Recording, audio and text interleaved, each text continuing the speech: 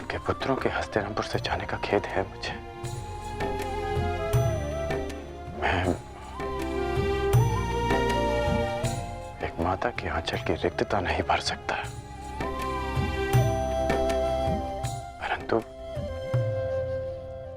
उसके संदेहार्थी की एक छोटी सी आवश्यकता अवश्य पूर्ण कर सकता।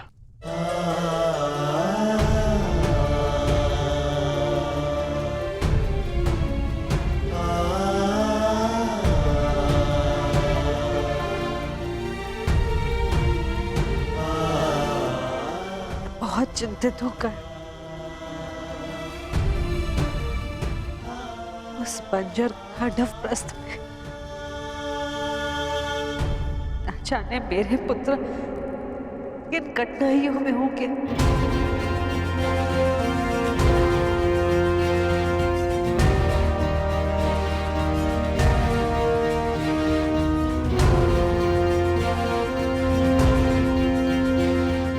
परंतु इस बात की मुझे कोई चिंता नहीं, क्योंकि मैं जानता हूं कि सहायता उनसे अधिक दूर नहीं।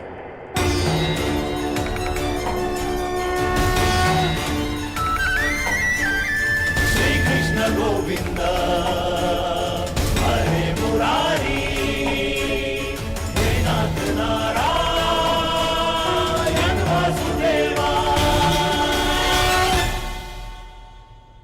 मेरा विश्वास कीजिए, सम्राट का पदभार उठाने में सक्षम हूं मैं।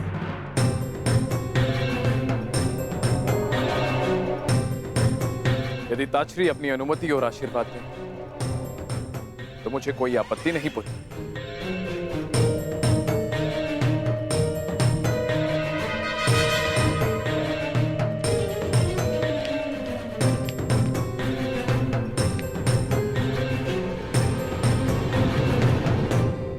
मेरा आशीर्वाद तुम्हारे साथ है दुर्योधन।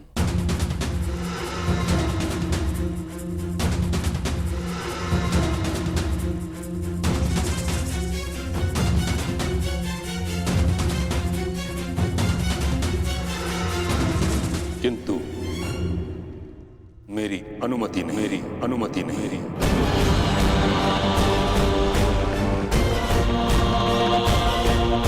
हस्तिनापुर का संरक्षक होने के नाते सिंहासन के उत्तराधिकारी पर मेरा पूर्ण विश्वास अनिवार्य है,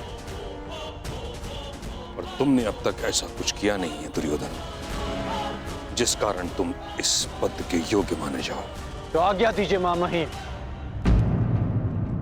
मैं अपने मित्र दुर्योधन के लिए दिग्विजय करना चाहता हूं। कदाचित तुमने ठीक से सुना नहीं, कारण मैंने क्या कहा। मैंने कहा दुर्योधन को स्वयं अपनी योग्यता सिद्ध करनी होगी।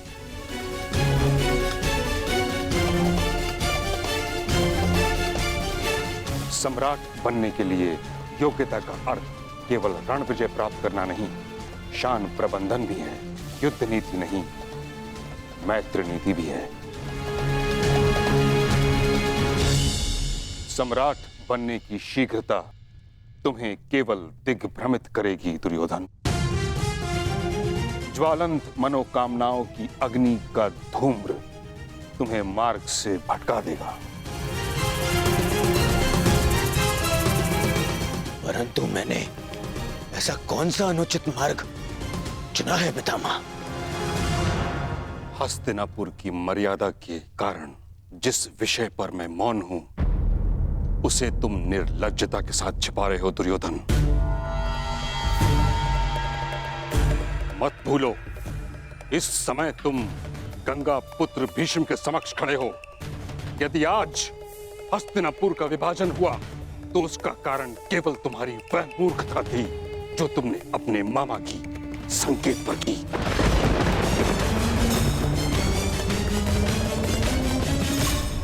लक्ष्य ग्रह की अग्नि में हस्तिनापुर को जलते हुए नहीं देख सकता था मैं।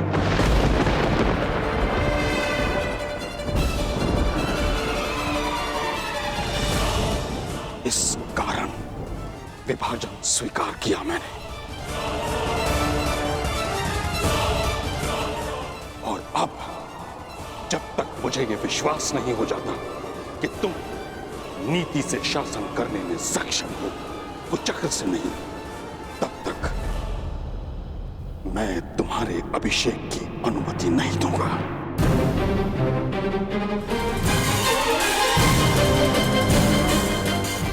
जब तक मुझे यह विश्वास नहीं हो जाता कि तुम नीति से शासन करने में सक्षम हो, कुचक्र से नहीं, तब तक मैं तुम्हारे अभिषेक की अनुमति नहीं दूंगा। परंतु पितामह। दुर्योधन,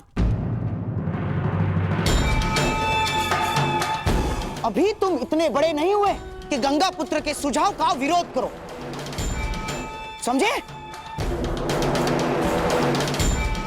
महामहिम, बच्चा है, नहीं समझता कुछ बातें, परंतु मैं आपसे सहमत हूं और आपको विश्वास दिलाता हूं कि दुर्योधन अपने सिंहासन पर तभी अधिकार दिखाएगा जब वो आपकी परीक्षा की कसौटी पर खरा उतरेगा। महामहिम,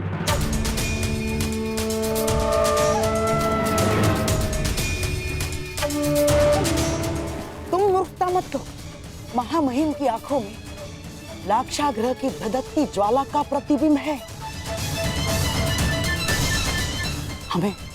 हमें कुछ और करना होगा मेरे होने वाले सम्राट। अब सम्राट युधिष्ठिर अपना राज्य संभालेंगे। आपका विनोद कभी कभी समझ में नहीं आता है। अभी तो मैं सही अर्थों में राजा भी नहीं बना और आपने मुझे सम्राट कहकर संबोधित कर दिया। सम्राट बनने में कौन सा भेद है धर्मराज? बस एक राजसूया यज्ञ करने की देरी भर है। शीघ्र ही आपके महल में सहस्त्रों राजा पधारेंगे। उपहास न उड़ाए वासुदेव। कैसा राजसूय यज्ञ, कैसा महल? इस समय तो यहाँ पर सर छुपाने के लिए वृक्ष की छाया भी नहीं है। जब राजा बन गए हो तो महल भी इतना शीघ्र बन जाएगा कि आभास तक नहीं होगा। बस महल की नींव बलशाली रखनी होगी और इसके लिए मुहूर्त विचारने का समय नहीं है धर्मराज। बस मेरे कथन पर विश्वास कीजिए और तैयार हो जाएं।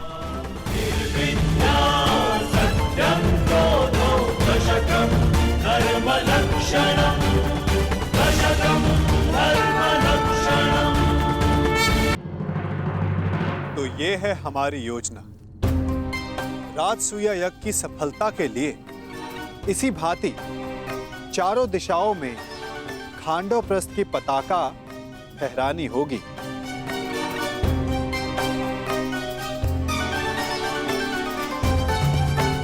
तभी आप सम्राट बन पाएंगे युधिष्ठिर।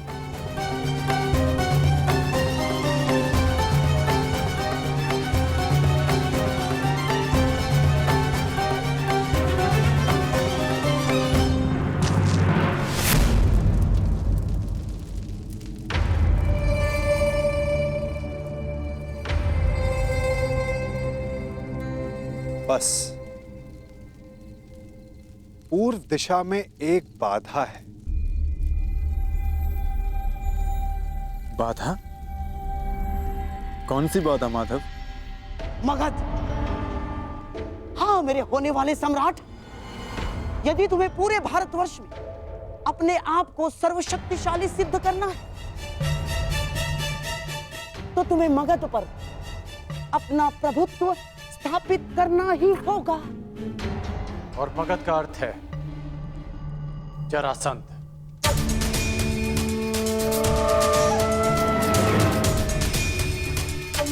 ठीक कहा आपने अंगराज।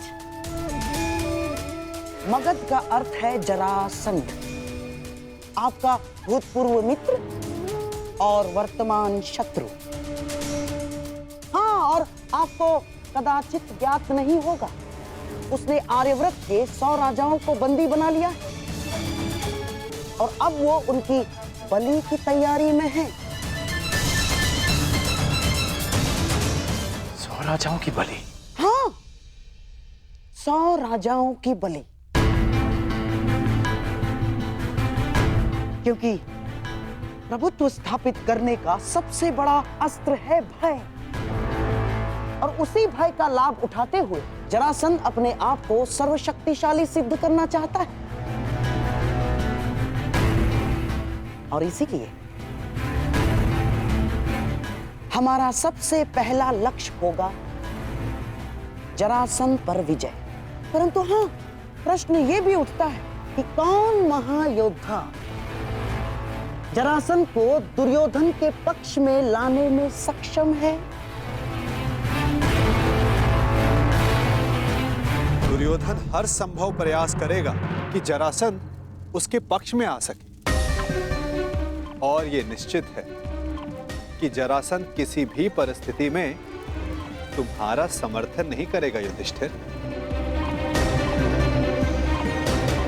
तो अब केवल एक मार्ग शेष है, जरासंध का अंत।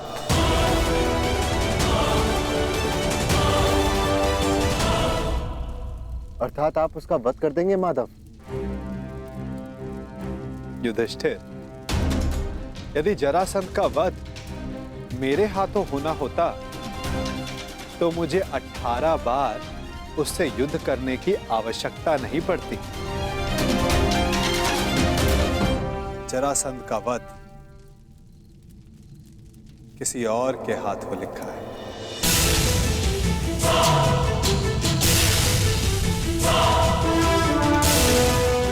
भ्राता भीम, क्या आप इस बाधा को समाप्त कर सकते हैं?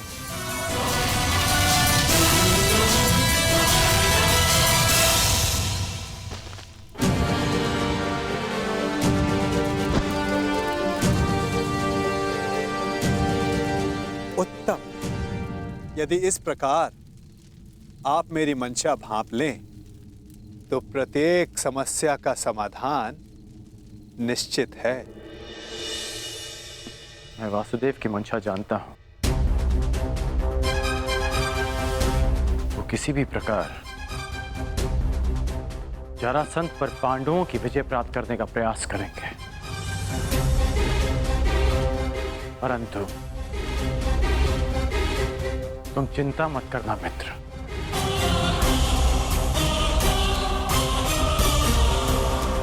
मैं पांडवों से पहले जरासंध का समर्थन प्राप्त कर लूंगा,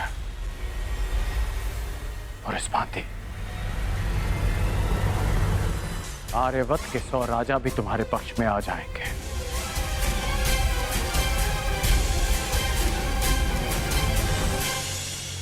इससे पूर्व कि जरासंध दुर्योधन का समर्थन करे, उसका अंत आवश्यक है।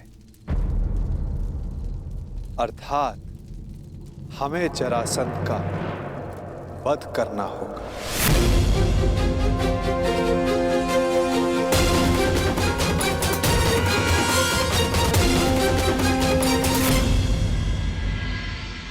महाराज जरासंध की, महाराज जरासंध की, महाराज जरासंध की, महाराज जरासंध की।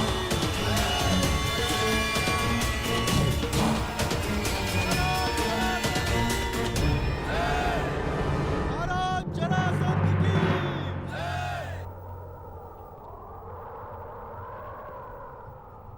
शतराज बलि प्रारंभ हो।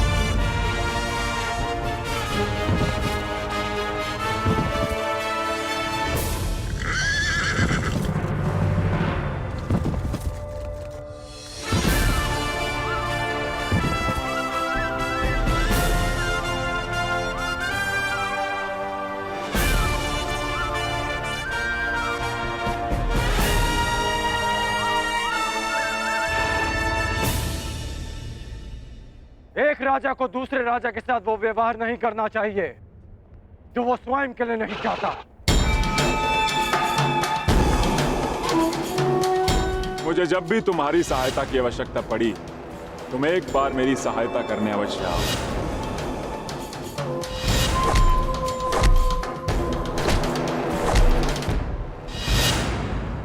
क्या कहकर पुकारूं तुम्हें? अंगराज कर्ण या छलिया कर्ण? वचन भंग कर्ण या फिर मित्रता करके मित्रद्रोह करने वाला कर्ण?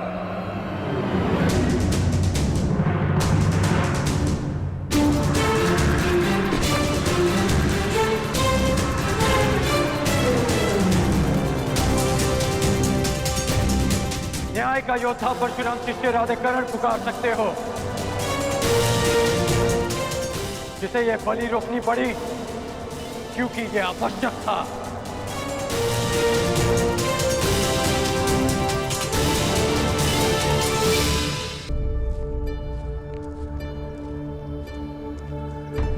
क्या आवश्यक है वासुदेव?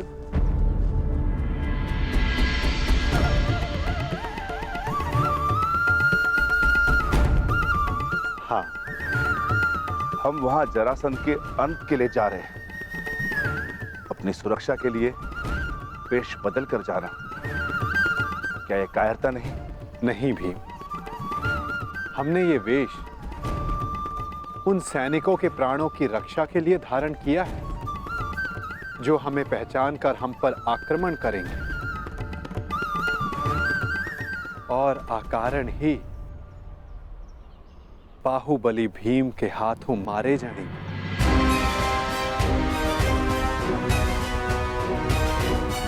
अब प्रस्थान करें। मुझे अभी भी प्रतीत होता है कि जो हम करने जा रहे हैं वो योद्धाओं की मर्यादा नहीं।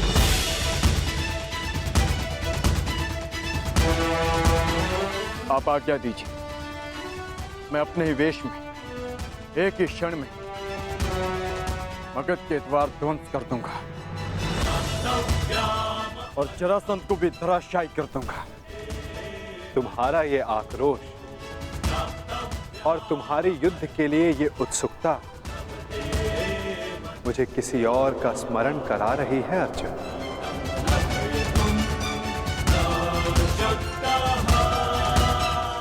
इसका माधव है तुम जैसा, परंतु तुमसे पूर्णता भिन्न। जीवन के कर्म में भी और कर्म के परिणाम में भी।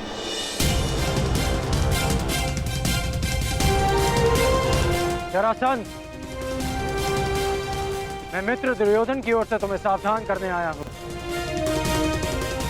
शीघ्र ही तुम पर आक्रमण होने वाला है, इसलिए अपनी सुरक्षा का प्रबंध करो और हस्तिनापुर से संधि भी। और इस मित्रता का मोल क्या होगा?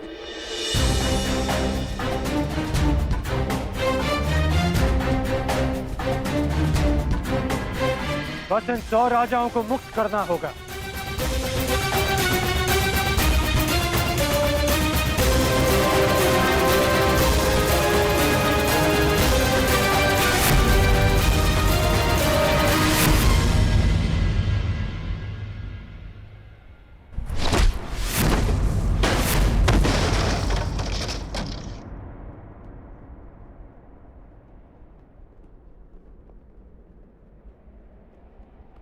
जरासंध तुम जैसे छल करने वालों से संधि नहीं करता, उनका अंग विच्छेद करता है।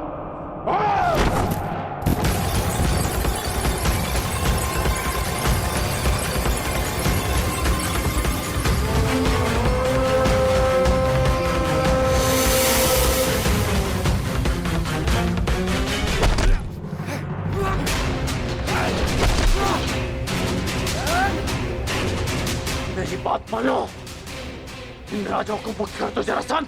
100 राजा की नहीं, 101 राजाओं की बलि चढ़ेगी कर।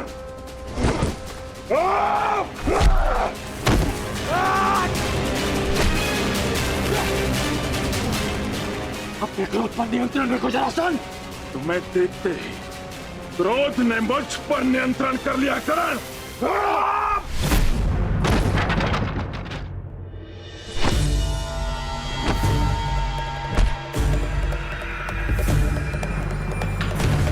रुक जाओ जरासंध, मैं तुम्हें सावधान कर रहा हूं।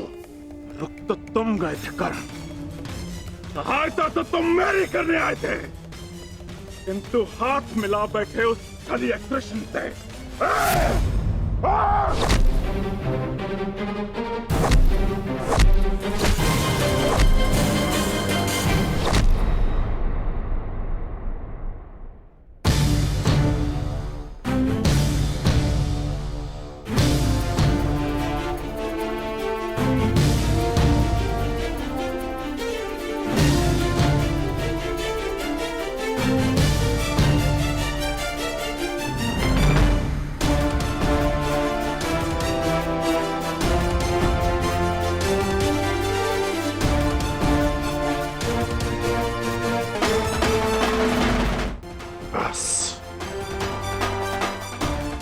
यहाँ युद्ध करने नहीं आया। यदि युद्ध करने आया होता तो तुम और ये युद्ध कब के समाप्त हो गए होते। इस भांति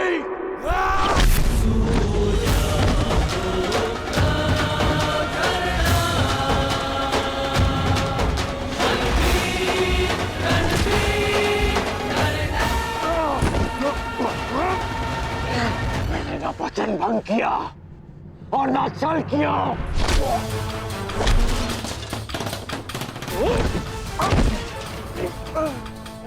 मैं युद्ध में तुम्हारी सहायता के लिए पहुंचा था, परंतु रुक रहा क्योंकि वासुदेव शांति का प्रयास कर रहे थे।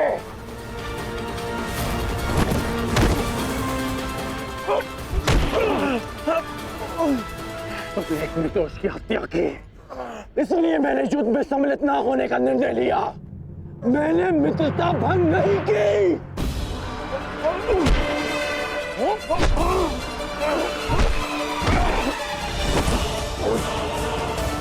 मेरे शत्रु के साथ खड़ा रहने वाला मेरा मित्र नहीं।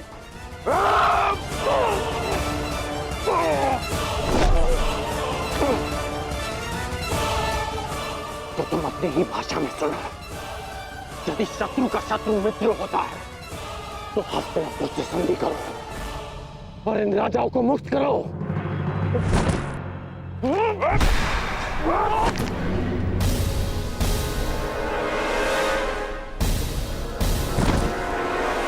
आज तुम वासुदेव के विरुद्ध हो।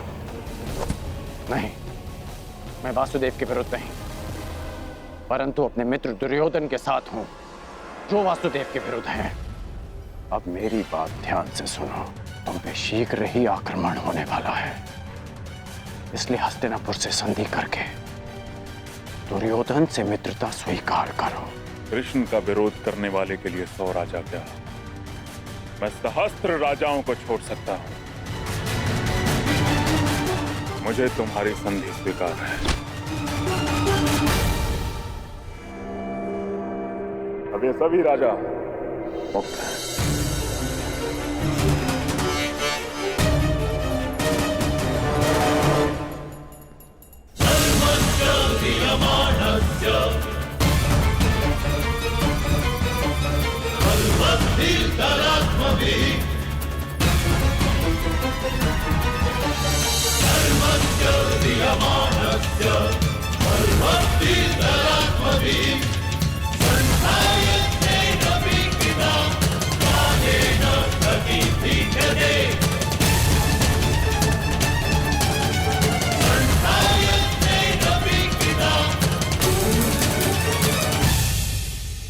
हम लोग नगर द्वार पे क्यों खड़े?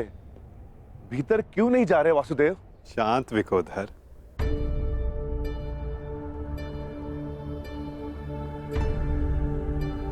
अंदर जाने से पूर्व तनिक मगध नरेश के लिए कुछ भेंट तो ले ले। आओ, उनके लिए चलकर पुष्प ले ले। चलो।